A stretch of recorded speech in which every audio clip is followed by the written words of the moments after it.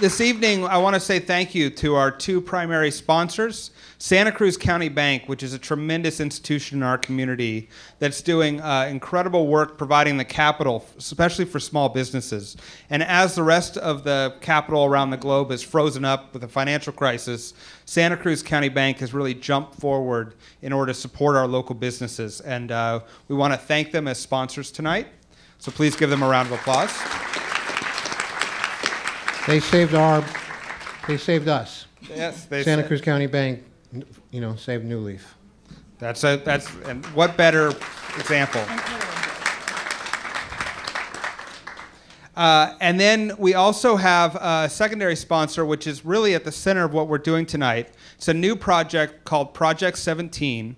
And it's run by Susan Barrett, who runs this Marine and Technology Cluster. And I'm going to have her come up and tell you, because I think it frames what we're about to talk about tonight as it relates to this area pretty well. So here's Susan. I live here in Santa Cruz. I run the business incubator down in Marine on the former Fort Ord. And I was looking to do a regional project and because the region just needs tying together in my estimation. It would just amaze me when I moved here from the San Francisco Bay Area where I grew up that there was never anything in the Monterey paper about Santa Cruz, and I never read anything in the Santa Cruz paper about Monterey. I had to find out about Monterey from the San Francisco Chronicle and et cetera. So I've had some conversations with our Congressman Sam Farr about how do we create more regionalism in the region, and so this project that we're doing is a regional project. It's funded by the Small Business Administration. It's a contract that my company received. And what we're looking to do is use the technology that's in the Santa Cruz area and in some places in Monterey area, such as the Naval Postgraduate School and so forth, and dovetail that technology into the tremendous behemoth agricultural industry that we have with what you'll hear later from Dennis Donahue, especially the Fresh Network, the world's largest fresh network in this region, fresh food.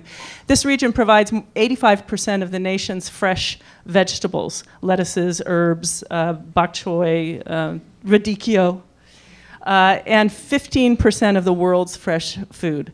So just in these three counties, it's a $4.5 billion sale of crops every year. So we are an agricultural region. We're also tied to by Highway 17, we're Congressional District 17, we got 17-mile drive, so that's ergo Project 17. But we're tied to the Silicon Valley through Highway 17. And so there's a lot of technology here. There are over 200 startup companies and garages in Santa Cruz, technology companies. So how do we dovetail the technology that is coming out of our, and this is a term of endearment for me because I have two children who are geeks, to ensure that this region stays agricultural and doesn't turn into Santa Clara Valley, where a lot of us grew up and saw the pit fruits go away and so forth. So what is the future of food? I believe is going to have a lot to do with how we are able to employ new technologies, whether it's green energy technologies. Some of these guys are paying $100,000 a month for their coolers year-round. How do we employ green energy technologies? How do we clean up water issues? How do we provide fertilizers that don't pollute the land? So all of these things are going to be technology issues. Even using wireless and GIS systems and GPS to locate anything from workers to possible pollutants or just details of the soil. So all of these things can come to the fore to help agriculture be feed the world without polluting the world, and that's what I think we all would like to see. And there will be some kind of a dovetailing. Have I been over 5 minutes? Some kind of a dovetailing of in my mind, the organic folks and the family farmers are going to come up with some things that are going to be great, and the money that's available with the corporate food farming is going to come up with some. That money is going to provide some other solutions that are going to be great, and they're all going to be coming together to get closer to a center to provide food for the world. So that's what we're doing with Project 17. And I go to www.project17-montereybay.com. Thanks. It's an incredibly exciting project that's just beginning, and marrying technology and agriculture is incredibly important. The last thing I want to say, well, actually I have two things I want to say. One is, as your mayor, I would be remiss not to let you know that those of you that are James Durbin fans, we will be celebrating James if he makes it into the top 3 this Saturday, when he makes it into the top 3. And as I've said, James is in competition with the other contestants. Once he makes it in the top 3, we are in competition with all his other hometowns. So Fox will be coming here on Saturday. We'll be having a motorcade down Pacific Avenue, a free concert down at the boardwalk, and let's show the world what it means to be part of this community. And James is a great example of that.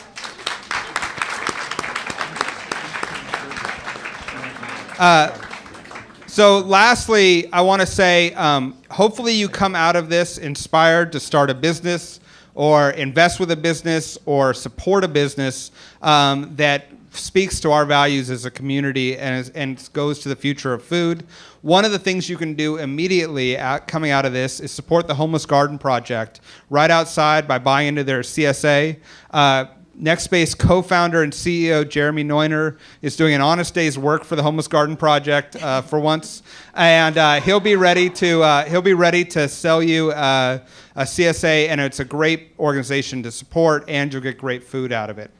So with that piece of information and these other introductions, I want to make sure now we get to this fantastic panel and thank all these panelists for being here, and let's hear about the future of food.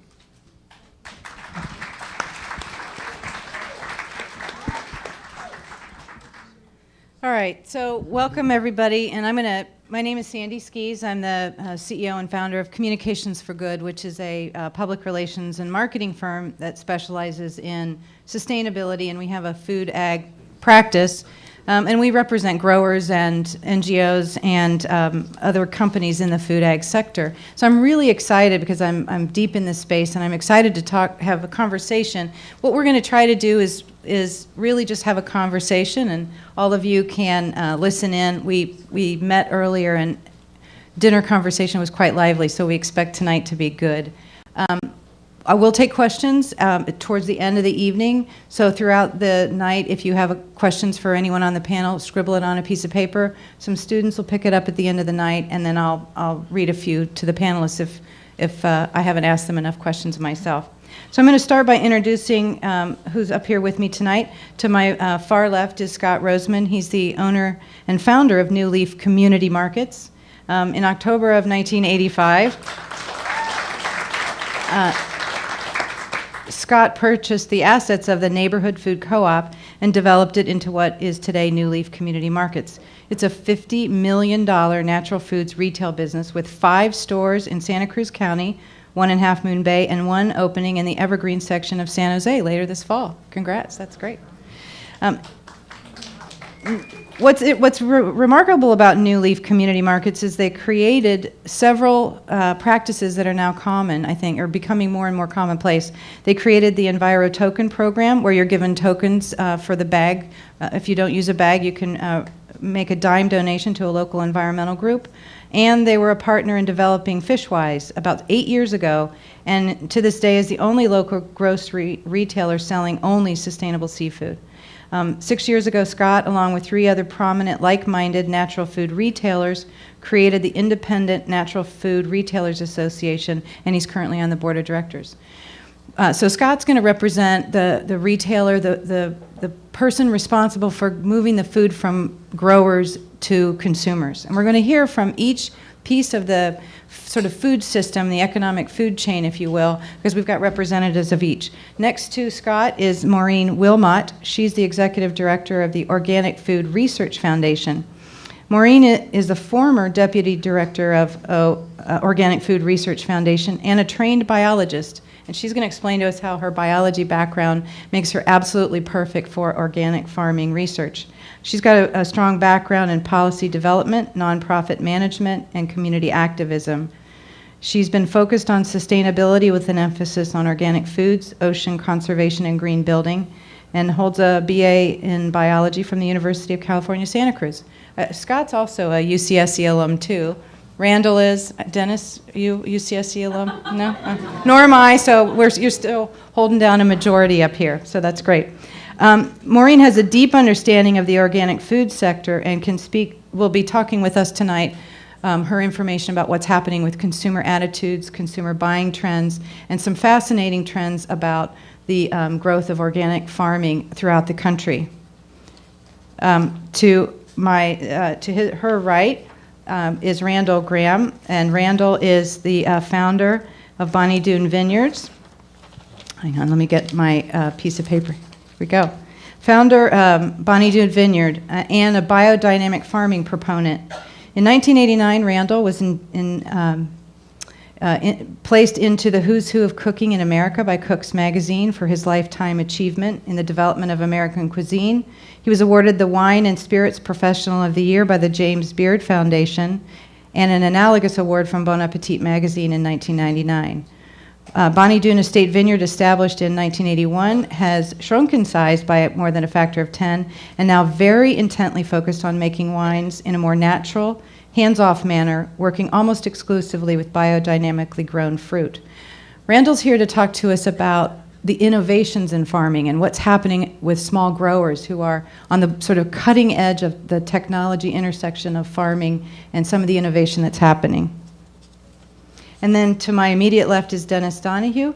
Dennis is the mayor of Salinas, and he's also the president of Royal Rose, one of the largest producers of radicchio in the world. He's been in agribusiness since 1988, worked for River Ranch, Fresh Express, and Fresh Western before joining European Vegetable Specialties in 1996. Dennis has been active in the Salinas Valley Chamber of Commerce for over 20 years, serves on the board of the Grower Shipper Association of Central California, and in 2006 was elected mayor of Salinas. And Dennis provides the large grower perspective as well as what's the role of government in the future of food. So thank you all for being here tonight. I really appreciate it.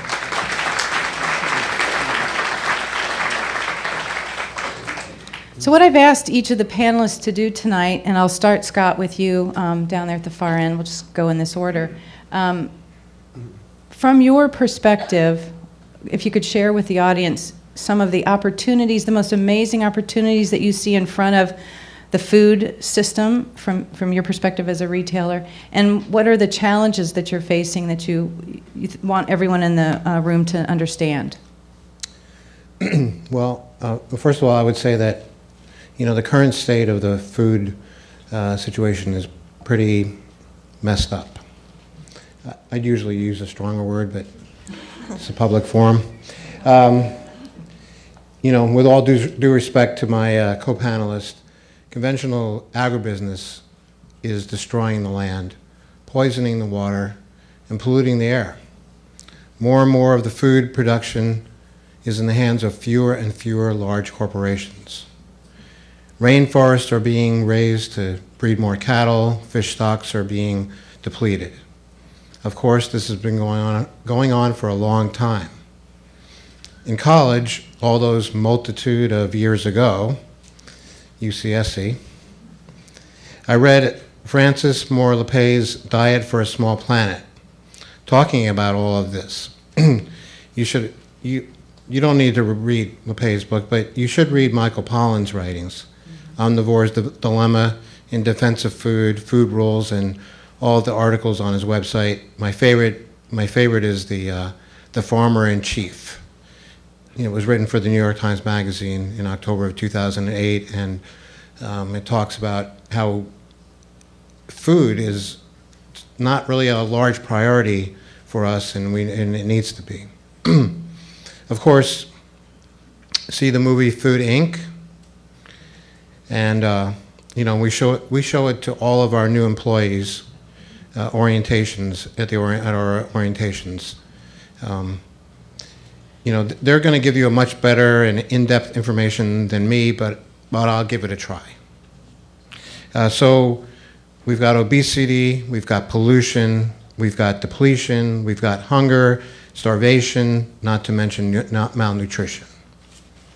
We've got a huge issue with GMOs. And Sarah, my marketing director, has handed out these materials, some of these materials. There's a lot more information about genetically engineered foods, and it's a huge issue for all of us. We've got huge politics around it, huge money to deal with in regards to that issue. It's pretty messed up. We've also got solutions. We've got organically grown foods. We've got a movement that is growing rapidly.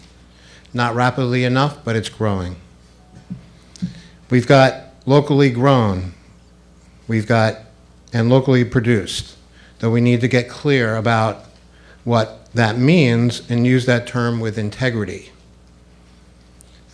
My business, we have a very clear definition of what locally grown means. Local is the 5 counties, including Santa Cruz County, and the 4 counties around it. That's local. It's not, to the ends of California or the ends of the, thousands of miles away. Local is local. And, that's what New Leaf has always been about. Related to that, we've got opportunities to lower the carbon footprint, and local is just part of that. I'll give you an example, of the chicken that we sell, which is, it's actually raised in Nebraska, but the carbon footprint, because the food is grown there, and all the other benefits of that are so great that it's the right, product to use. We have we have lots of young people. This is a big opportunity. We've got lots of young people wanting to get into organic farming. And my son is one of those people, and he's actually trying to get work on an organic farm now. And the issue is that there's a lot of competition. That's a really great thing. Even though I'd like him to end up getting a job.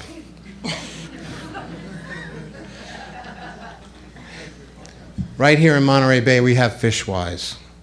It started right here at New Leaf. And, and now, as a matter of fact, it's now being embraced by Safeway and other retailers who are trying to catch up with us. But it's a good thing. It's a good thing that Safeway is getting involved with Fishwise and all the other larger retailers who are embracing that program. We have a lot of people out there trying to do things the right way. What's challenging is the money behind corporate agribusiness, behind GMOs, behind the big meat producers and the entire conventional food production and grocery industries, all the tax breaks, all the subsidies that make it difficult to compete. We have an overall ideology that food is cheap and that organic and natural is expensive and elitist and just some kind of scam to make some people rich. We have propaganda machines that convince people that genetically engineering food is the solution to all of our food production problems, while nothing could be farther from the truth. And as individuals and as a society, we spend so much money on so many things that we really don't need, and we're not willing to spend a little more money to buy local, organically grown food products that will improve our health, help keep the world a little less polluted, allow future generations to have soil that will remain fertile to grow food in, and save the lives of farm workers who, in order to make a living, are forced to be around petrochemicals every day. People are unconscious or choose to be unconscious about the choices they make when deciding what food products they purchase. If they knew the differences, would they buy Smart Chicken? If they realized that where they choose to shop might determine whether species of fish will be wiped out, could that change their behaviors? Great, thank you, Scott. Great. Well, I can go home now. I think, Scott, how we wrap it up is that for many years, agriculture has been looked at as the source of problems. And I come from the ocean background. I got my degree at UC Santa Cruz and started a program down at the Marine Lab, and I went and did work in, got my master's in marine policy because I was going to save the oceans. I moved back here to Santa Cruz, and I get this job at this little organization, never heard of it, Organic Farming Research Foundation. Little did I know, right here in Santa Cruz is this fantastic national organization that's been working to promote organic farmers for over 20 years. So I'm using my policy background, my communication, my research background, and working on organic. I've eaten organic food. I'm a mother. I feed my children organic. I buy produce at the farmer's market.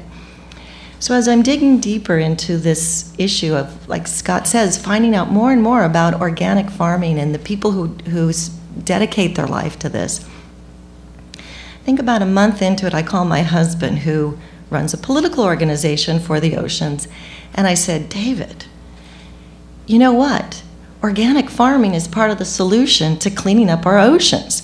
Did you know that 50% less runoff of nitrogen from organic farms? I mean, if we just converted 50% of the property, that farm organically along the Mississippi Basin, we would reduce the dead zone in the Gulf of Mexico. Now, this is before the BP oil spill, and we have other issues. Mm-hmm. But I think what I see is that we in the ocean community had always looked at farming and agriculture as a problem. And what I'm finding is that organic farming is part of the solution. I was just at my doctor the other day, and he says, love what you do, because you know what I believe? That the fork is our most important healthcare tool we have. And our own Sam Farr says organic farmers really are the first responders because they are on the front line of human health in this country. So I really think that what I see as trends in agriculture is that people are viewing agriculture as part of a source of part of our problems, but really now more and more part of our solution for public health, to our environmental, for clean air, clean water, for labor issues, for rural economies. And so that's why our goal is that organic farming will be the leading form of agriculture in this country. It's a big goal, it's ambitious, it's audacious, but I think that's where we need to move to delve into a lot of those issues that Scott so graphically described for us as the kickoff. So I think that's the future of food in this country. Thank you, Maureen. Great. Randall? I've had the pleasure of working in the wine industry for the last 30 years. And when I first got into the industry, it was a lovely industry. It was a gentleman's industry. And people elected to be in this industry. They wanted to be outside. They wanted to make wine. They wanted to enjoy their friends. And it was just a lovely thing to do. The problem is the entire world has decided simultaneously that they all have to be in the wine industry. Just being a rock star, just being a race car driver, a movie star isn't enough anymore. You have to own a winery or be a winemaker. It's just the most amazing thing. And so in the new world, I mean, we have a little bit of an existential crisis. You know, what do we do? How do we sustain ourselves? How do we make wines that remain interesting? And we've largely elected to do this through the realm of marketing and through stylization of our wines. The French make a very interesting distinction. They differentiate what they call vin de terroir and vin d'effort, wines of terroir, wines that express a sense of place, and wines that are wines of effort, that are highly stylized by the person who's intending it. This is what we've done historically very well in the New World. We like to control things. So we control things through the clonal material that we plant, through the yeast that we use, through the enzymes that we use, through the controlled fermentation. And we make very consistent wines, and we also are blessed with very consistent weather. All of this is fine, except for the fact lately people have begun to notice all the wines taste precisely alike. So this is really a bit of a problem if you want to stay in the wine business. You're looking for a way of differentiating what you do. And I've been anguishing a lot about this because for me, I love European wines, and what I love most about them are the fact that the best ones are utterly unique. They taste unlike anything else. And for me, this is ultimately the model for sustainability. If you're producing a product that is truly unique, that is a sustainable proposition. So the question is, how do you replicate this in the new world? Can you replicate this in the new world? And this is what keeps me up at night. So it was about 5 years ago, I decided I'd been talking a lot about sustainability. I'd talked about terroir and how precious these wines are. We had begun farming our own vineyard biodynamically. I had about 50 growers I was buying from. The likelihood of any of them farming biodynamically was essentially zero. So it was time to sort of make my own behavior completely congruent with my values. So I sold our large brands, shrunk the production of the winery, and really set out, how can I really live that which I espouse? So the most recent developments, I bought some land in San Juan Bautista, which is about 50 minutes south of here. It's a beautiful spot, extraordinary, very interesting soils, but it still begs the question, how am I going to make interesting wine down there?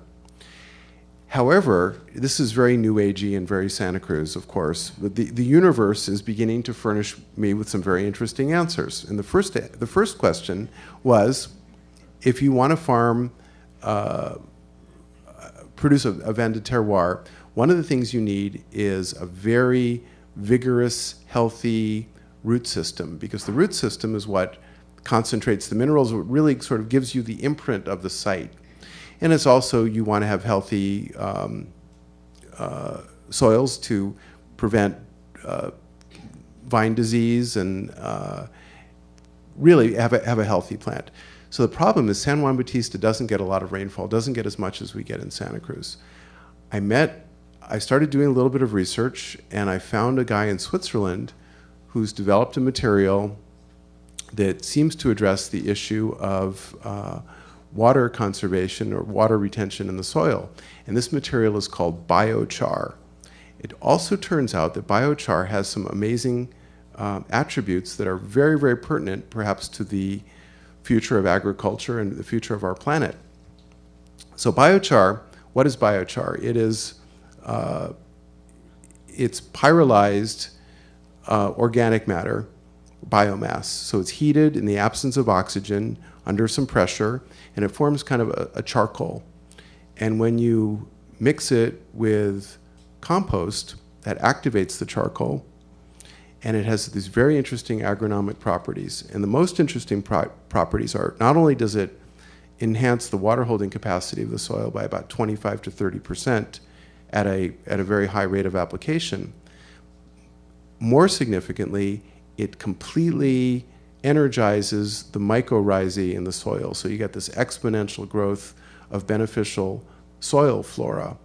And what that does is it makes all the minerals available to the plant, the favorable minerals. So that cuts down on your need for fertilization, your need for water, enhances the health of the plant, and very significantly also enhances the shelf life, the longevity of the produce that you're growing. So, and the nutritive value of the produce.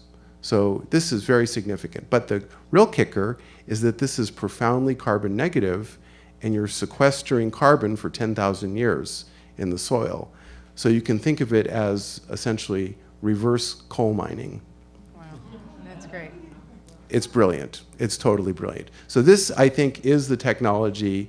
You know, people are rightly concerned about global warming. There have been a number of solutions proposed. It's hard to get scientists to agree on most anything, but most of them agree if there is a solution, this is probably the solution that's going to work, and actually could work. We still, within our time frame, if there's a political incentive to make this happen, it could happen. What I like is, of course, is the possibility. You don't have to be a dedicated idealist necessarily to buy into this proposition. I think obviously when it's economically feasible for this to work, when a conventional grower realizes they don't have to buy pesticides, they don't have to buy fertilizer, they can use 30% less water, and their produce lasts 3 days or 4 days longer, that's going to be compelling for them. So this is something we've begun to work on in our site in San Juan. We haven't manufactured it yet. We're doing trials on various row crops with biochar. I'm hoping that we can actually get a little pilot plant and manufacture it ourselves. So that's the most interesting thing that we're doing. The other thing that we're doing that's pretty wacky, that has application perhaps, is we're going to try something that hasn't really been tried systematically for about 3,000 years. And this is the idea.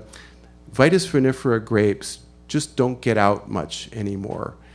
3,000 years ago, they really mixed it up, quite literally. They sexually propagated, but for the last several thousand years, they really haven't. So we propagate the vines vegetatively, which means we're not introducing new genetic material into the pool. So the thought we have is to actually, instead of propagating our vines vegetatively, we're actually hybridizing them. So it's a very tedious process, but we are going to create a range of a genetic range in our vineyards rather than a single clonal selection. This has enormous advantages from a disease resistant standpoint. I mean, ultimately we're going to identify, perhaps if we have the wit to do so, certain varieties that are better suited to our soil, that are more drought tolerant, that are more disease tolerant. But possibly the boon will be we're going to see what wine tastes like when it's made from a tremendously diverse population rather than a single population. I think this could produce wines that are utterly unique and perhaps have application far beyond this lifetime. So that's what I'm up to these days. That's great. Thank you, Randall. Thanks very much. So, and I think it's wonderful that this is exactly the kind of innovation that Susan was talking about, this experimentation that's happening down at the small farmer level. And I don't know that I did it on purpose by putting the two growers next to each other, but I would love to hear, Dennis, you're from a large grower standpoint and from a government standpoint. Well, I will qualify a large grower. Trust me when I tell you the largest radicchio grower in the world is a completely different scale than lettuce. So my agricultural production focus is not nearly as exotic as yours. I live in a pretty simple agricultural world. I live off of being a color break in a packaged salad. And as Fresh Express used to routinely remind me, not everyone knows what radicchio is. Sure, if they like it. In fact, they pick it out of the bag. So if you're thinking about agriculture and job security, or as one of my favorite humorists, Dave Barry, in fact, to your comment earlier about GMOs, he was lamenting the fact GMOs in general, and he said, and first of all, if they're going to do GMOs, why are they working on stuff like tomatoes and cantaloupes? Why don't they work on something like radicchio, which translated into Italian means tastes so bad even starving goat spits it out? So it's, so I've got a hell of a lot of job security every day. You either spit it out or someone wants to pull it out of a bag. So that's my agricultural life, And as you can tell, I'm like every grower you ever met. I am programmed to complain and whine and whimper at the drop of a hat, which prepared me beautifully to be a mayor. But I think just kind of thinking about the question a little bit, and I am a conventional grower. I do grow organic, respond to the demand. If it's up, we'll grow more. If it's down, we'll grow less. Let me assure you there are no economic incentives to overplant.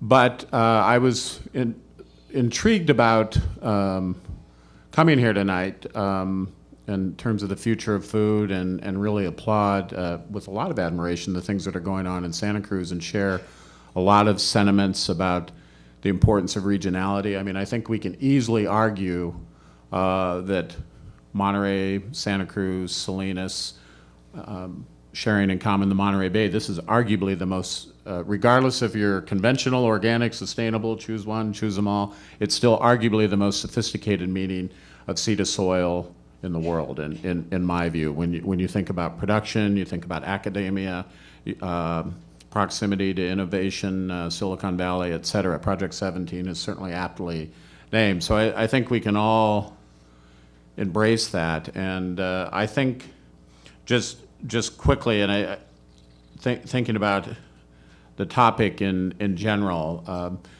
I suppose I probably am guilty of looking at the world perhaps a little differently. The Salinas Valley is, in my mind, arguably home of the largest fresh network in the world. And I deliberately choose those words by design because I had the privilege of speaking at Ag 2.0 a couple of weeks ago, and that was really my first encounter for that group. And I found it interesting that from an investment standpoint, there was a lot of interest in the word of sustainable, and that's like green now. What's it mean? We're not sure. Lots of stuff, and ultimately you could kind of see people going, okay, there's a lot of cheap land in the Central Valley. That's probably good. I might buy some, and waste is good. That might be worth investing in. And beyond that, where do we go? What are we doing? But I noted and appreciated the interest in agriculture from the investment community standpoint and the possibilities of innovation. But the reason I deliberately talk about the Salinas Valley in the context of the world's largest fresh network is, if you think about an airline magazine, when you go in the back and you look at all the code share partners and that map, that really is the Salinas Valley. And one of the things, in fact, I see my good friend Alec Arago here from Congressman Farr's office, and what kind of prompted me to this realization of who the valley actually is was Secretary Vilsack was coming out to see us, and I heard one too many times, hey, you got Monterey County is the 4th largest ag county in California. I said, we ain't the 4th largest ag anything. The simple fact is the difference between the Salinas Valley and Monterey County and our $4 billion ag crop report, which in season is some number between 60, 75, 80% of the nation's row crops. And concentrated in Salinas are the fresh processing folks, which represent about 80 to 90% of the fresh processing assets in North America. That the difference between the Salinas Valley and the Central Valley is the Central Valley is very big, it is very seasonal, and it is highly decentralized. But collectively, it's a big deal. The Salinas Valley, on the other hand, marketing consolidation took place a long time ago. And so you can talk to a handful of companies, and you are, in fact, talking to pretty much all of North America. And I deliberately use the word network because if you go look at some of what some of the VC folks are talking about in terms of their investment portfolios, they're talking about green tech, clean tech, life sciences, and information systems. And what does that mean? Someone finally explained to me what Zigna was, and they had this thing called Farmville. And what does it mean to be an organized network, even with our labor pool going back and forth? So this issue of, if you wanted to think about a really interesting global network, it would be agriculture. It touches everywhere, and Salinas, the Salinas Valley is arguably the fresh epicenter. So as the mayor of Salinas and a humble salesman married to a farmer's daughter, I'm kind of proud of that. And so our message to Secretary Vilsack was real simple. We're not just another dot on the map, that there's a weighted average, and there is strategic value here, particularly when you consider, and this is, I had lunch with a major processor today, and we were kind of talking about the grind, whine, whimper, whipper. But I said, but at the end of the day, it beats working.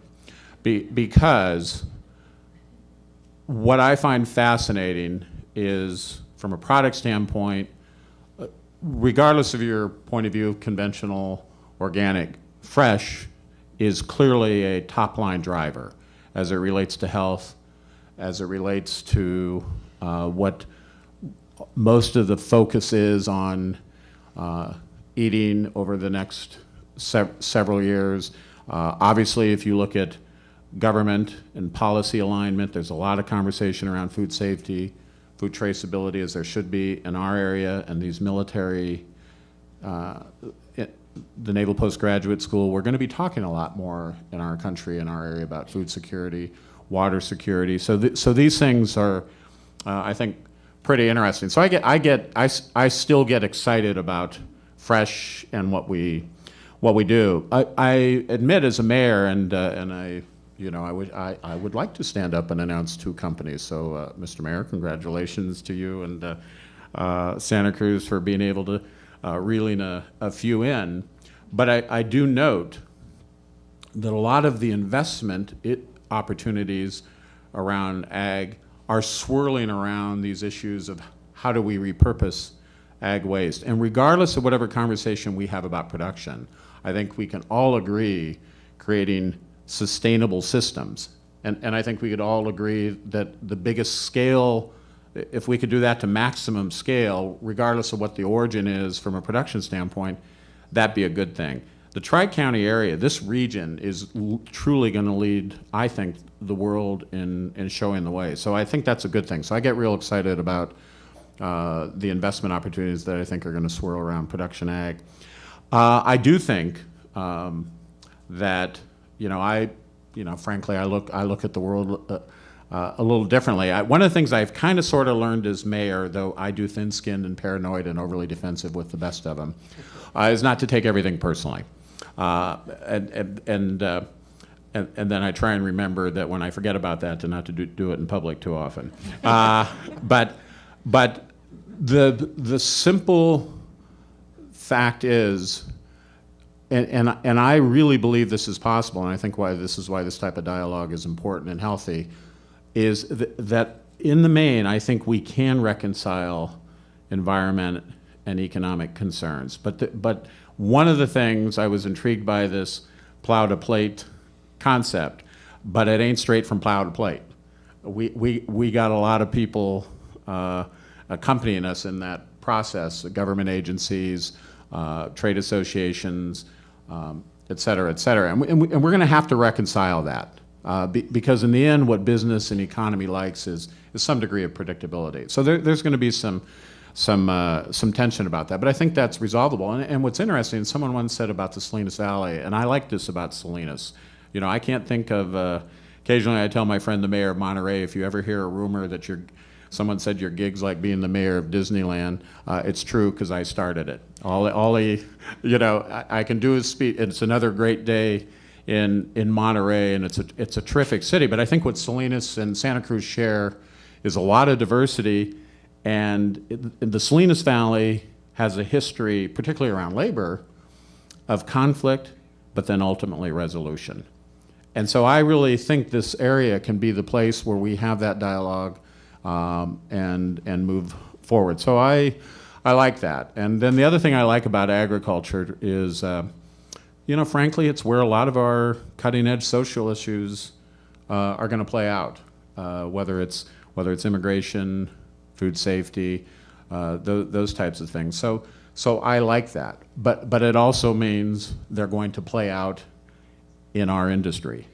The immigration discussion does lead to the labor discussion, and the immigration issue has been footballed around for a lot of reasons. One of the things I love about being the mayor is it's a nonpartisan position, so I usually don't wade into those waters because plenty of other people are generally guarding that base.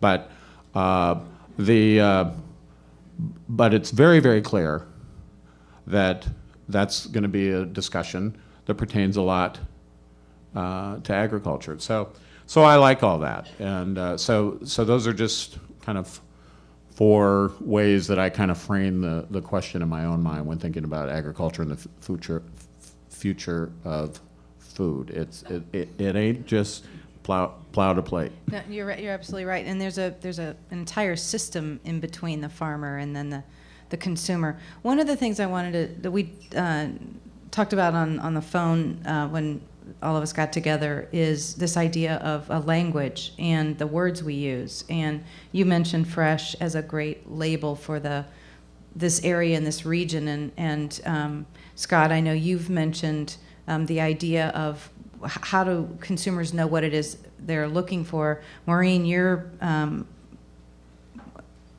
job is in helping make the term organic understandable. So if we could just have a bit of a conversation here, the 4 or 5 of us.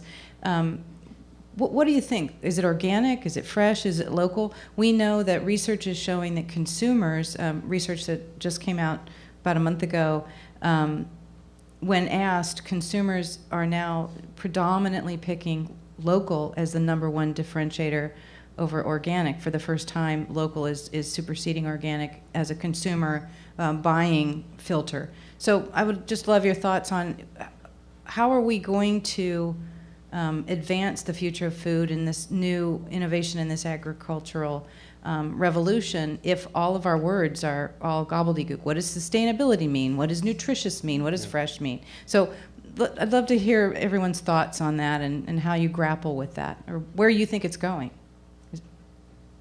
Who wants to start? We don't have to go in order. I will. Yes, I'd love to hear from the Organic Research Foundation. So I think, your and I think also naturals, the other term that is Right. is regular, is resonating with consumers. And I think Scott talked about maybe consumers don't understand or they're not knowing where their food comes from. But I think, whose responsibility is that? That's one question. The term organic, though, is the only term that has a federal real regulation, a real term to it. I could make jam outside and call it natural and sell it for more money because it's natural because I made it outside. But if I want to put the label on it, the organic label, I have to be certified and go through the whole process. And actually, organic labeled food is the most regulated form in our agricultural system. No other term out there. And so I think that's something, and I think you talk about trends in the organic label, it's I think one of the few industries that is asking for more regulations. The industry, the organic growers, the organic manufacturers, they're the ones who said, we want this label, and we want it to mean something, and we want it to be enforced by the USDA. And I think the new administration at the USDA that is really part of their mission, is to enforce that label organic. So it does mean something, and it means something very legally specific. So let me just ask a follow-up question to that. So when a big player like a Walmart makes the move towards sustainable agriculture, and they've essentially said, we're not going to ask for organic, we're going to ask that our growers and our farmers who we're buying from meet certain criteria that they're sustainable. What happens to organic? Does it become more an industry term and a regulatory term that's within the further up in the food chain, and it's less relevant to consumers? What happens, the tension between organic and sustainable? Well, Sustainable doesn't mean anything. Neither does green. Neither does natural. They're not legally defined. That's what Margot was saying. It's the only one that's legally defined as organic. I mean, I'll tell you, a challenge is, with the meat industry, where you have meat being marketed as all natural. You can find all natural meat just about anywhere now. And it could mean anything, really. I mean, because we started selling what we call all natural meat 20 years ago in 1990 when we moved to Mission Street, the one store, and we opened a meat counter, and we said, no antibiotics, no hormones, no anything, no nitrates in the product ever, And then, there's all these meat products that have been sold in crossover and in natural food stores. I've seen it over the last 20 years they call it all natural, and it's not, because not by my definition, you know. So it's frustrating because we're doing it right, and they're doing it kind of halfway or not at all, really. And even the supermarkets are selling their natural meat, you know, which isn't really. And I mean, maybe they didn't give it any drugs in the last couple of weeks of its life, you know, but they don't have the high standards we do, and we're trying to do it right. We're buying organic foods. When we say natural, we mean it. You know, so it's a very challenging thing to do it right, you know, and be able to be competitive. But I mean, it's true what Margot is saying, is that the only real thing that's defined right now is organic. And so you think having that kind of legal framework is important in helping reassure consumers that the food they're getting is of a certain standard. But in addition to what consumers can be reassured, it's what are they looking for and what's going to move the behavior. And I know, Randall, you had some thoughts the last time we talked. My problem in life is usually I'm about 20 years out of sync with everyone else. Which 20? Which 20? Yeah, it depends which 20. So I mean, I think really we have this language war. I mean, we have a struggle of various factions trying to define the vocabulary, trying to create the currency of one vocabulary or another. And all of these things are lovely. Local is great, organic is great, sustainable is great, fresh is great. All of these things are wonderful, laudable attributes for your food. But they really, from my thinking, don't really speak to the real nub of the issue, which is nutritious. Is the food any good for you? And that seems very simple, but it's really not simple at all, because that which is good for one person may not be good for another person. And what is good? What actually is nutritious? I think it is a very complicated question. And if you follow our food industry, what was thought of as nutritious 30 years ago as being low in fat is no longer thought of as being nutritious now. So it's kind of a moving target. But I do believe that within our lifetime, there will be something like accepted standards of what is truly, truly nutritious. Truly nutritious, I think, obviously is linked to fresh. The fresher it is, the more nutritious it is. That's quite evident.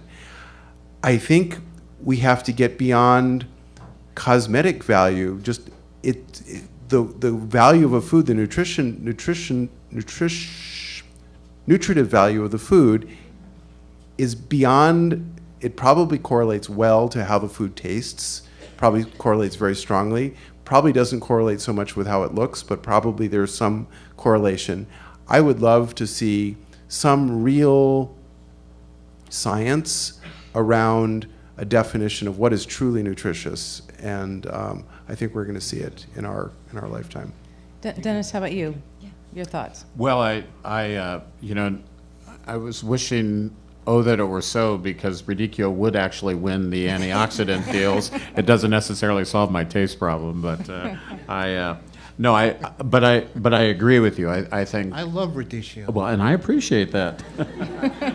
I always tell people it's not that you don't like it; it's just you haven't learned to manage its flavor. And I would generally agree with the emphasis on fresh, and I think whether and I agree with, if I were from a marketing standpoint, I certainly agree that you want to get some positioning and definition, and I think organic does have that opportunity to do that and drive home with those standards. I would just say from a conventional standpoint, I was talking to my organic grower today because I knew I was coming up there, and we quickly went through it, and he basically said, well, here's the deal.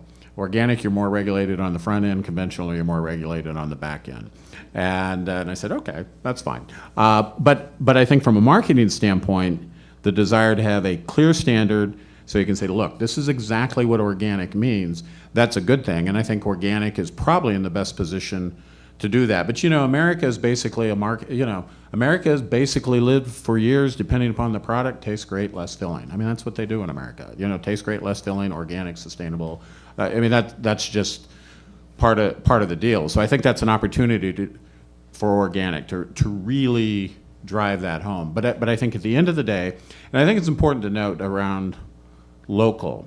For instance, did you know Maine grows a lot of broccoli? But they got a hell of a problem in December, January, and February, and March, and it's called winter. So it's harder to be homegrown. So homegrown, what time of year, tied into seasonality, and that sort of thing. You know, the reality is, however we ended up with, the Salinas Valley ended up with this extraordinary climate, great soils, and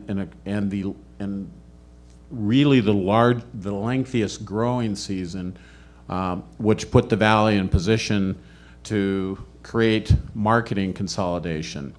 So the reality is that's the most natural of all. You know, that's the world we found. But I do think organic has a great opportunity because they probably can be the most definitive standard.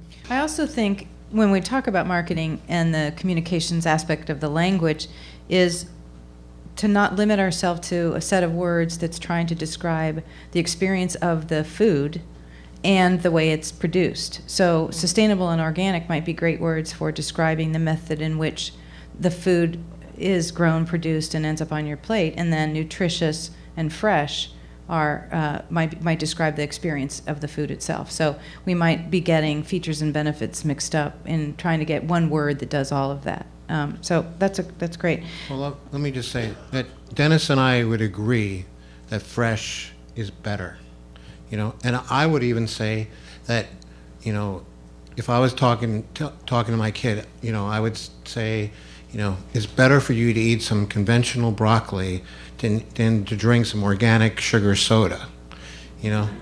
So, but you know, I mean, and I'm seriously, you know, I think that, you know, there's been a lot of research on the nutritional value of organic versus conventional, and some of it I read is organic is better, and some of it is, you know, organic is neutral, you know, that, you know, it's really not that much better for you personally to have organic broccoli or organic beans or organic, you know, whatever, than it is to, you know, to eat conventional whatever it is, you know, cucumbers or whatever. And you know, but I think that there's a bigger point here, and honestly, the reason that I think it's more, you know, it's so important for us to support organic foods is because of all the other factors. The factors about soil depletion and pesticide, you know, pest resistance, and,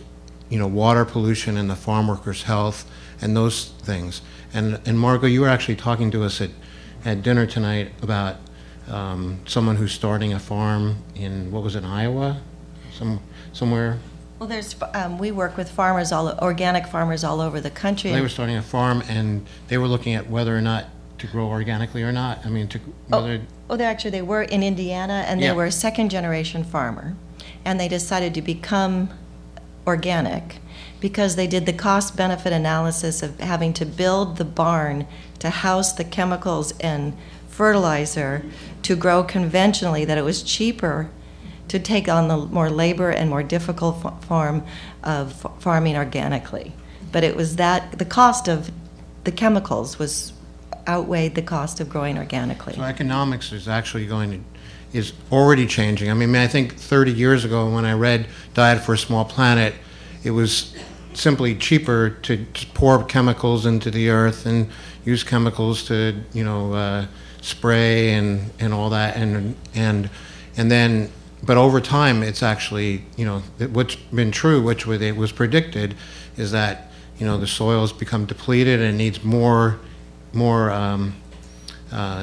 extra things to put into it, more chemicals, and we need more pesticides because the pests are becoming resistant, and it's actually the shift is happening towards organic simply on the economic side of things, but it's not happening that quickly, and, you know, can we get there quick enough? and I think that's interesting. We have one of the research that, in looking into this before tonight, is 41% of parents report they're buying more organic foods today than a year ago, up from 31% back in 2009, and yet coupon redemption is up 25% simply because of the economy. So one of the areas I wanted to explore was how do we begin educating people about the real cost of food with subsidies, government subsidies into conventional agriculture and monoculture ag, and or some of the growers that have had government subsidies, the cost of pesticides, the cost of fertilizers, the organic. People believe that and know organic costs more. So how do we? What do we do about that? Well, one of the things I want to jump in on is that it's really important to note, and I know I'm wearing the conventional label tonight, but the reality is the Salinas Valley and the fresh row crop business, by and large, there's very little quote-unquote corporate farming going on. Now, obviously, there has been consolidation in the grower-shipper community and the processing community, but basically what that consists of is knitting together week after week, essentially a patchwork quilt of family farms. So for instance, whether you're Taylor Farms, Chiquita, you're seldom going to a lettuce grower and say, grow a block much bigger than 10 acres. So I think it's important to note, when I hear corporate farming, there's very little of that in our neck of the woods per se. And I think the other thing to note in the Salinas Valley, there are no subsidies. We're working on a completely different basis. So, for instance, if you hear somebody is a $500 million corporation and they're a commodity grower, the reality is they're probably throwing half a billion dollars into the ground. And one of the reasons I think we will track so well and get along with the Silicon Valley on a go-forward basis is our valley does have a history of capital formation, entrepreneurship, and risk-taking. And the last thing I would note and point out, we don't want to spend any money on pesticides and fertilizers. Right. I hate that. I don't like it. I don't like it when gas goes up and my growing costs go up a couple $100 an acre because I can't pass it through. So we're no more interested in using that than anyone else is. That's the first thing to note. And the other thing is, a lot of times you're reacting to the crop growing conditions, but when you get into a scale basis, and I say this a little tongue-in-cheek, but to make a point, I can't find any customers that'll take aphids. I can't. So for instance, if we see problems in the field in hot weather, late August, you may apply some sprays to that. But when I first got into the business the late 80s, the whole discussion, and it's interesting, we've been dealing with food safety in some fashion or another for decades. When I first got in the industry, pesticides was the thing everyone was looking at. So it was third-party certifications. Are you below certain residual levels before you can go into the field? In the early 90s, with the rise of processing, everything was, listeria, what's going on in a plant. Now, obviously there's a lot of conversations about E. coli and that type of thing. But the thing I would absolutely assure people, we frankly have no more interest in heavy applications of those things than pesticides, fertilizers, than anyone else. And Maureen? Well, I think that's a good point. And Dennis, I was sitting with a farmer, a conventional and organic farmer, grows both, and part of what we do is make sure that there's federal dollars out there for research for organic farmers, because most of the research dollars goes to conventional, how to grow conventionally. So they said that we benefit as a conventional farmer so much from the research done on how to grow organically, because as we get pest resistance to the pesticides or disease resistance to the herbicides or whatever, that we look at our neighbors who are farming organically and say, you don't have aphids, or don't have those white flies, and what have you been doing? And as things get banned and taken off the market, they look to their organic neighbor and say, so how do you take care of this that you haven't used this chemical for 30 years? So I think there is this real sharing of knowledge. Farmers are business people, and they want to do the right thing, and they want to make a profit. And if they can do it organically, great, and they're going to learn from each other. So Randall, some of the stuff that you're doing, it sounds very, very innovative. How do you participate in that sharing of knowledge, or how do you you're doing a lot of experimentation? I mean, if a field had a garage, you'd be in it. So yeah, this is very early going in our case. But there's a fellow in Switzerland who I met. I really would direct you to look him up on the web. His name is Hans-Peter Schmidt, and his institute is called the Ithaca Institute, ITHAKA. I think the website is in German, so but Thanks a lot. just kind of to march through, But his work is really where it's most interesting is he's really trying to restore farms to resemble more natural ecosystems. So they're true polycultures rather than monocultures. So the vineyards don't look like conventional vineyards. There are apple trees, there are rose bushes, there are what he calls bee hotels, hot spots where he's got a lot of diverse vegetation in the middle of his vineyard. And biochar is just one of the elements of this ecology. But what's interesting about biochar is because he's enhanced the water holding capacity of the soil, he's able to support more cover crops that flower over a longer period of time, thus supporting more diverse flora. So a more diverse fauna, I should say. And in fact, what's most amazing about his vineyard, Switzerland, like other countries in Europe, after Napoleon, when property is inherited, it's parcelized. So every year, every generation, the parcels get smaller and smaller and smaller, and so they become like little postage stamp parcels. So in Switzerland, in the Valais, what he's trying to do is rationalize these parcels and have some scale, because you have some vineyards where you have one row of vines or 2 rows of vines. It's not very practical, and your neighbor is spraying whatever he's spraying. What he's found, though, with biochar, amazingly, after 2 years, and this is totally extraordinary, he's been able to restore an ecological balance to these vineyards in just a very short period of time. In their vineyards, they're finding 60 species of butterfly. Wow. I mean, just immense biodiversity. Right. And they're getting to a point where they're not needing to spray any sort of pesticides at all. It's fantastic. And in his wine, not that he's the world's best winemaker, he's making wines without sulfur dioxide.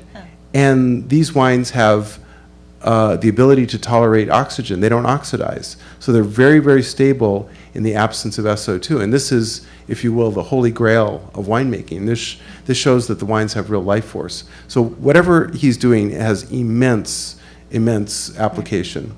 That's great. That's fascinating.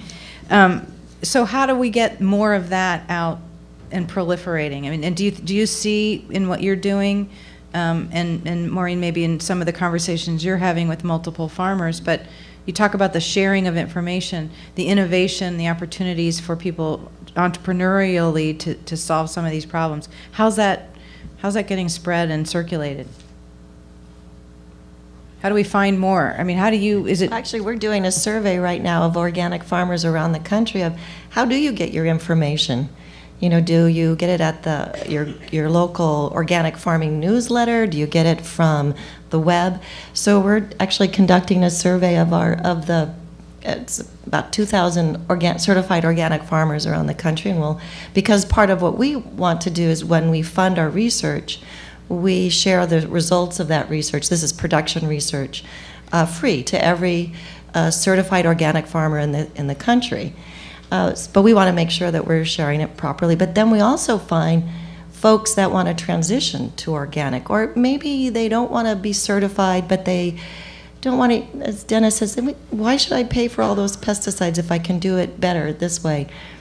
So that's is a big question. And what we find are there's these grass tops groups around the country, really active in, all over the country. There are certified organic farmers in every state in this country. And there are active groups of people that get together at conferences on organic farming from the Midwest to the Southeast. There's a new group forming in Missouri. I mean, they're everywhere. They're everywhere. Yeah, exactly. Do you have statistics of what percentage of farms are organic or? Oh, I do, but not off the top. I know that there's 14,500 certified organic farmers, but that does not count the folks that have gate sales less than $5,000. And then that doesn't count, there's many people that farm organically but are not certified. What we are seeing, though, in the organic community is that this is where the youth are entering. And as we see, the average age of the farmer in this country is 64. Yeah, average age. Right. That was so shocking it's to me. It's a dying breed, and talk about how are we going to feed the world? How are we going to feed the United States if we don't have people who are willing to get up at 4 a.m. and do the hard work? And so we're seeing as young people that are entering the industry or the work. Those are folks who are entering it as organic farmers predominantly, and more women will be farming organically. Well, interestingly, the USDA has a program, 100,000 new young farmers. They're working hard to bring 100,000 new young farmers online, and they're targeting mostly women. So, and in a meeting weeks ago with Walmart, learned that they're also of their the goal toward more sustainable agriculture and sourcing from sustainable agriculture. They're looking at targeting 1 million new farmers and also targeting women. So it's interesting to see that these two very large institutions are in this space. So I'd love if we've got questions. If anybody's got questions, just scribble them on a piece of paper and pass them to the walls. We'll collect them and get to some of your questions towards the end of the evening. So if you've got a question, we'll pick it up and be happy to ask it. We were talking earlier about this, just a few minutes ago, about the real cost of food, and I know so there are no subsidies in California. That's good to know. No subsidies in row crops. For instance, in row crops. Cotton or something like that may have right. subsidies in Kern County or something like that. Okay. But what we do in the local area is not subsidized. Great. So how do we work with consumers who are beginning to look for the local label, beginning to look for organic, and then the price becomes a barrier? What can we do as retailers? Maybe Scott, I know you've been at this. Maybe you can answer that question because it would help us. But no, seriously, I mean, I think it's,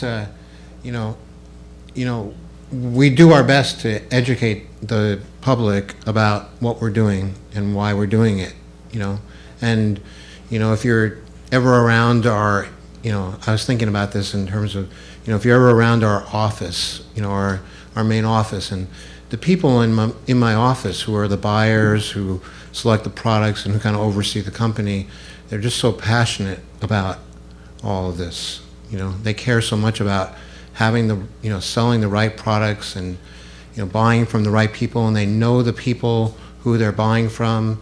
And I remember just recently I was talking to, our produce person about tomatoes, and personally, when it's wintertime, I can't eat the tomatoes in the wintertime. I just can't. I can't eat those hard, tomatoes. Even the ones that are organic, mostly from Mexico. But there's a guy in Watsonville who grows tomatoes, vine-ripened tomatoes. They're not organically grown by the definition certified organic, but he doesn't use much of anything. I think there's one thing he has to use to grow them because they're grown in greenhouses. But basically, it's as close to organic as you can come without being organic. And the fact that we know him and we know his tomatoes really taste great, and allowed me to eat tomatoes in the wintertime, so I'm really happy about that. But, those are the, kind of relationships we have. But, how do you communicate that, and how do you, get all those people who are, even in Santa Cruz, I was talking about this at dinner, the fact is that, most people are still, still buying conventional products in the big supermarkets, and even though we have, a lot of natural food stores and even natural food stores and whatever, most people are still shopping at, the big conventional markets, buying, sugar cereals and conventional produce, and, and they're looking for they're buying, you were talking about the coupons, and people are going coupon crazy and buying whatever the cheapest product they can buy. And, I just want people to, whether they shop at New Leaf or not, I want them to, buy, good food, grown, by good people and who care about the products they're making, and that's what it's about. And because that's the future. You talk about the future of food. The future is good food for people, so that we can all continue to go on. So I've got a lot of questions here, and I'm going to try to consolidate them into a handful of themes. One question that has come through, there's several questions here on what can we do as a group, as a consumer, as a group of consumers.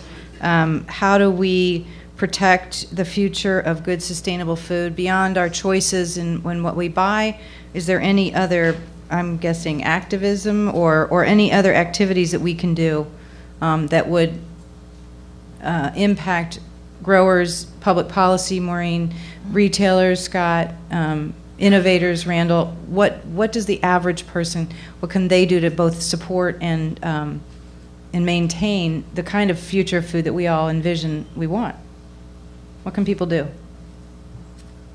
Buy what they want. Buy what they want. Okay? And then you add it up. All right. So be a market maker, move the market with your dollars, your forks. Yeah. Maureen? I believe that in anything, whether it's green building or ocean protection or any social issue, we need market forces and we need policy or political forces.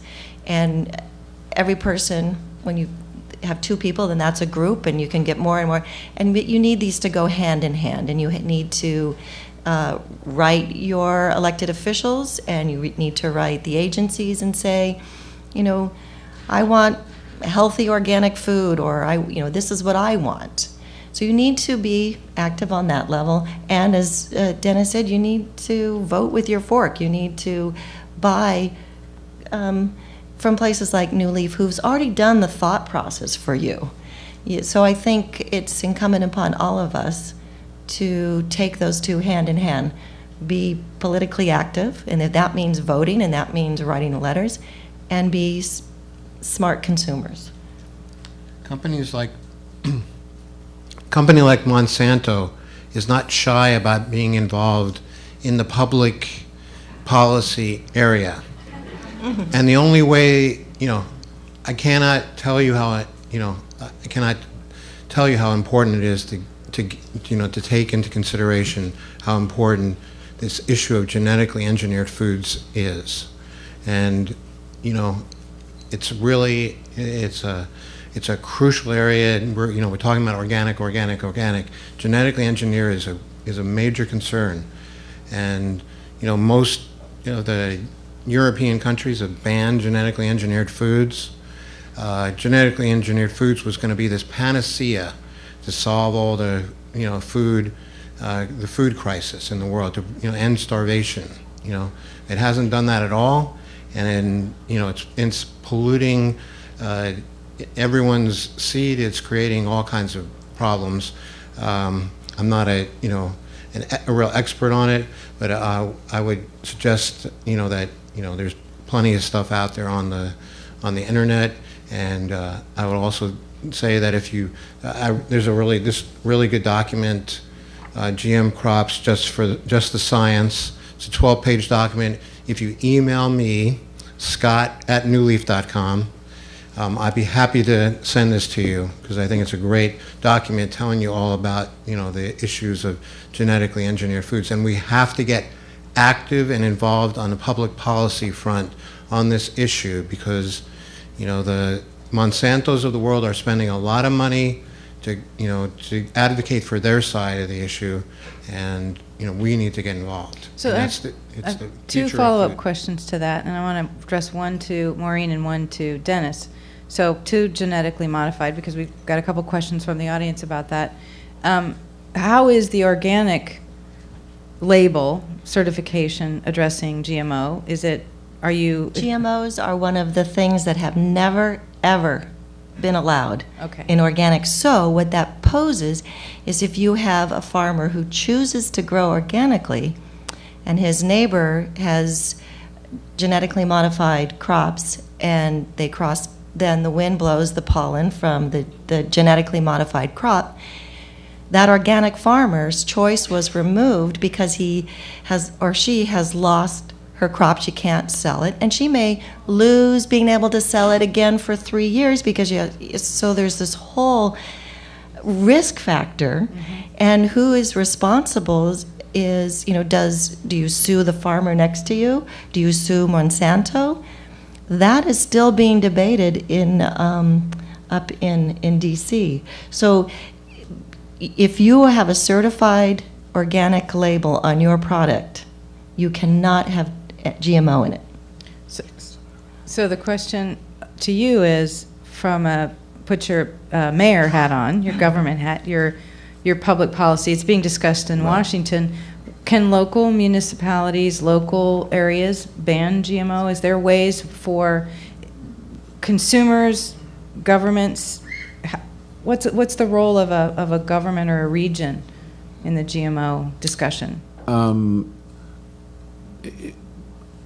Not clear. It really depends on what jurisdiction. For instance, could a county weigh in on the issue? Yes. Would that supersede state or federal law? Not clear. But what it could have is the effect of, for instance, I want to say in the late 1980s there was a strawberry company that wanted to come down to Monterey County and do some trials, and that the county didn't want that to go forward, and so by virtue of that fact, that kind of nipped most of the research elements in the bud around that. I am going to go ahead and comment on this. I usually don't wade in on stuff, but this is a road trip, so nothing will get back to Salinas. Here's the thing I would say, and I think I can kind of speak for the Salinas Valley in general terms. None of us have a Franken-food agenda. I mean, we're not sitting there going, "Oh God, I can't wait to market a GMO." That's the last thing on our mind. There's no real interest in that I'm particularly aware of. We are interested in science-based research activity. We would probably note from the record that not all GMOs are exactly the same. I think our concern in the Valley has focused more about the need to be able to do research and understand, for instance, because this is a global economy.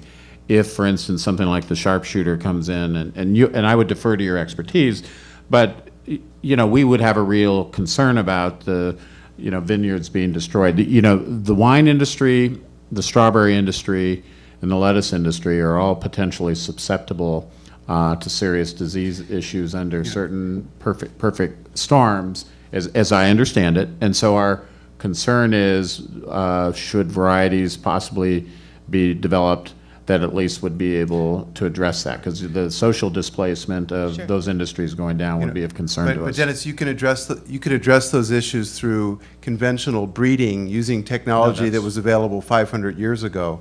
You don't need to manipulate. No, and I'm not advocate. Genomes, What I'm simply and you're right, and I think that's one of the reasons I think we ought to work together as a region, because I'm not sure I understand it. It's I'm fundamentally a sales salesman married to a farmer's daughter, wink, wink, like I said earlier. But I get very excited about UCSC and the type of work that's being done here. We're not saying we want them. What I'm sharing is here's the concern, and it tends to be more around the viability of the crop and the potential economic disruption, social displacement. There's no, God, I can't wait to have GMOs in my product mix. But I think they're finding that crops that are grown organically or crops that are grown are actually, they fare better in drastic climate change or things or drought, because you don't have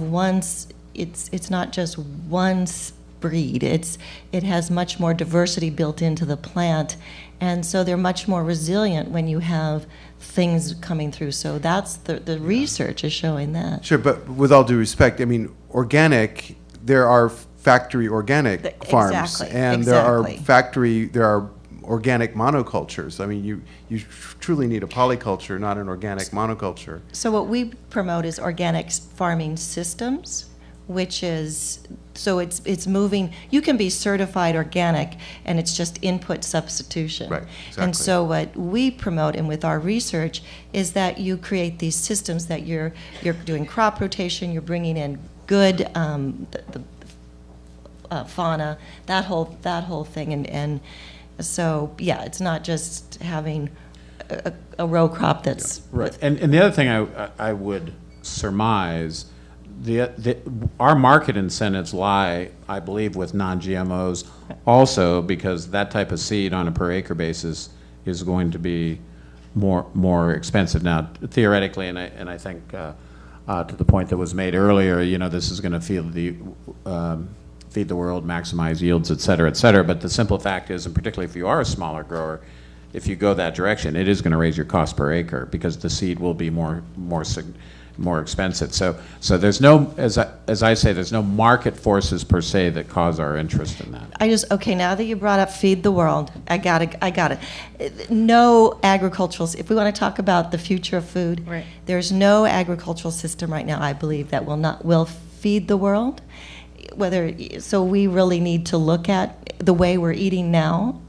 So I think that this myth that one system will or not, and trust me, there's certain weeks when the crop fills in, Radicchio could feed the world, Yeah. and I own it. It's a very serious financial issue when it all fills in. what we like to say is that organic farmers are feeding their communities around the world. So you get your local organic farmers that are really, one of the things we're finding they're so proud of is that they do feed their community. Right. So, and right now we need all things all players in the mix, but I don't think if we look at what the agricultural systems we have now, not one of them will feed the world. So we need to really work on that. So we're running pretty much out of time, and I wanted to give each of you a chance to kind of parting thoughts, one message for this group here. I had a lot of questions on the labor dimension of the food and ag, and the social dimension, which we didn't touch on tonight. And I'm going to suggest that perhaps labor and workers' issues and minority discussion might be a what's next topic for the next go-round, because I think it's a subject that we didn't get to tonight. But I'd love to hear kind of from each of you. We've got a room full of students, of entrepreneurs, of innovators, of business leaders who came to hear what's the future of food, where are the opportunities, and so if each of you could just, the one thing you want to leave in everybody's mind, and maybe we'll start at this end and go that way. Mm-hmm. Well, there's been a lot of talk about, or there's been some talk about fresh, and I think fresh nutrition health is really going to be the driver of food, in my view. And what I think is interesting about that is a marketeer that's going to move you to conversations around color, taste, more of a culinary component. So, for instance, a shipper that I really like, and I think may be somewhat emblematic of the future, is Colorful Harvest, and he's a Salinas-based grower shipper. Used to be the head procurement guy at Wild Oats before they were bought out by Whole Foods, whatever that grocery chain is. I want to come to Salinas, and yeah, Ryan, maybe you can help me with that later. But he's the guy that gives you purple carrots, red corn. But it was interesting. There was an article about him in our local paper. What got him into that? There were some health components of going in that direction, that he could help his daughter, who I think had asthma or something. So true story. Only the facts are false. But that's what motivated him to look at color, nutritional characteristics, and that sort of thing. So I think that's, all the other things are important.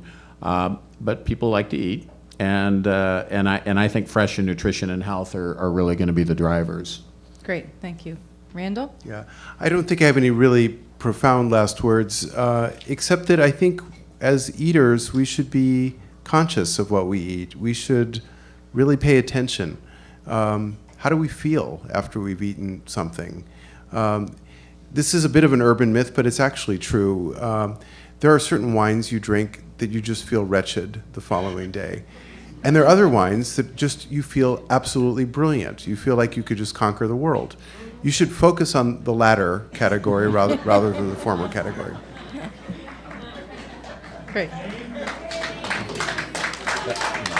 I have a list of those? All right. Maureen? I don't have that. I can't tell you which wine to drink. Jeez.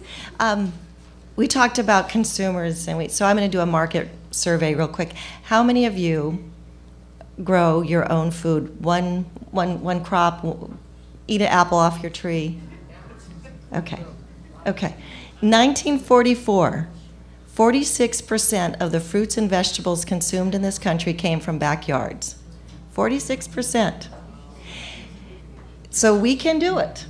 And I think that's the trend, and that won't mean that people won't go to the grocery stores or go to the farmer market. I think it will only grow.